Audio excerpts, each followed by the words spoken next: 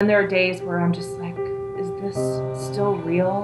Is this really what has happened to our family and to such an amazing man? 3 years after her brother Patrick's murder, Kate Catrona Crum is a changed woman, haunted by her loss every day. I think of him every day, all day long. Kate and Patrick were more than brother and sister, they were friends. In a recent Skype interview, she shared with us more about his life and what made him so unique and special. My brother, Patrick, was an extremely gifted child, and growing up, he really showed a lot of promise. Patrick was a middle child. Kate says he could read and write at age 2. He spent a lot of time reading in his room, and that made him different from other kids. He was picked on and bullied as a child, and Kate always felt protective. And I was kind of the big sister who was there to protect him and look out for him. But as Patrick grew and found his way to Georgia Tech, where he majored in computer science, he flourished. He had a lot of friends and passions and was really coming into his own.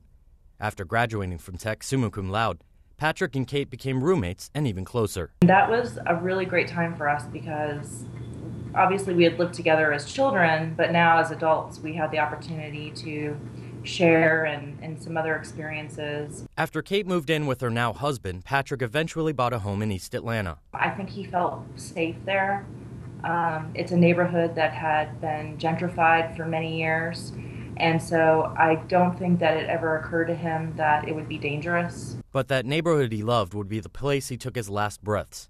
In his prime during a senseless crime, 33-year-old Patrick Catrona lost his life in May 2013.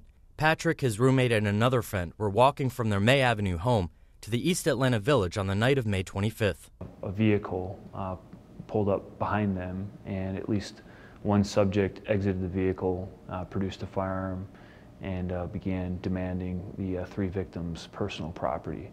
At some point, the suspect discharged the weapon at least 3 times. One bullet fatally wounded Catrona. His roommate got hit in the leg and survived.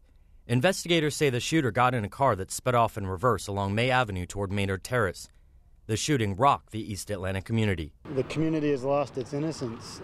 He was innocent. Try to make sense of it, but I think it's just a senseless crime. It's a real loss. We really didn't even know the extent of his friends and his circles because after he passed, so many people reached out to us. The community rallied behind Catrona's family and demanded justice in the case. Police stepped up patrols, and they did have some initial leads. I did start to look at other robberies that occurred in the general area, like the Kirkwood area, Cabbagetown area, and I actually was able to determine that the suspect and the suspect vehicle was involved in at least 2 other robberies earlier that evening over in the Kirkwood area. One of those robberies involved a couple visiting Atlanta from North Carolina for a wedding. They were walking along Kirkwood Avenue hours before Catrona's murder when they heard someone run up behind them. Atlanta police say this video shows the suspect after the robbery running and getting into a dark Dodge sedan. The victims in that case and the victim in another nearby robbery that same day helped police develop these sketches. But despite those promising leads, the case stalled. In 2014, Patrick's family unveiled a series of billboards showing these sketches and advertising a $25,000 reward.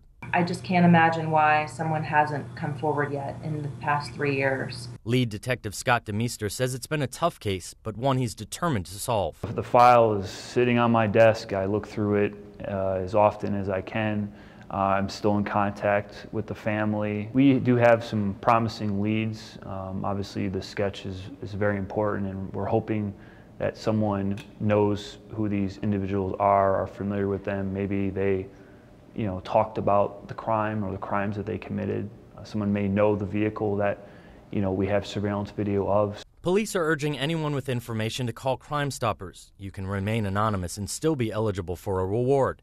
While Catrona's family is desperate for someone to come forward, his sister Kate is realistic about the ramifications. I also have to think about my family, and if there were arrests and there was a trial, what that would do to my family, reliving that and in such detail. My parents, they're not the same people, and that makes me very sad. Even though an arrest could make the family relive the pain, Kate knows this. But in the end, justice is really the ultimate factor.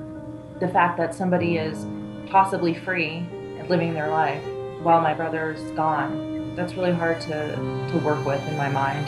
For now, Kate and her family are taking things one day, sometimes 1 hour at a time, sometimes numb, always thinking about Patrick. When I asked her how she finds the strength, she was painfully candid. I wish I had an answer that made me sound really strong, and I'm not. Until I die, this is going to be something that haunts me, that haunts our family.